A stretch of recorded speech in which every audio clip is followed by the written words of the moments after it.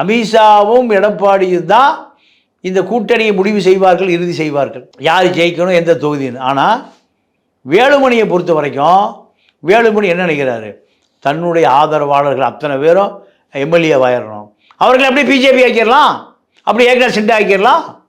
இது அவருடைய கணக்கு. ஆனால் வர 7ஆம் தேதியே சூறாவளி சுற்றுப்பயணத்தை ஆரம்பிக்கிறார் இபிஎஸ். இல்லை இல்லை இல்லை, ரொம்ப முன்னெச்சரிக்கை.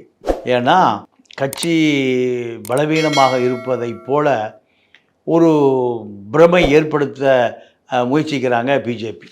2 நாள் அமித்ஷா என்ன சொல்கிறாரு, பாஜக தலைமையில்லாமல் அதிமுக கரையேறாதுன்னு. பாஜக தலைமையில் கூட்டணி ஆட்சி, பாஜக என்டிஏ கூட்டணி தான் தமிழ்நாட்டில் ஆட்சி. எடப்பாடி கூட்டணிங்க, அதிமுக கூட்டணிங்க. பிஜேபியை விட சின்ன கட்சி ஏடிஎம்கே.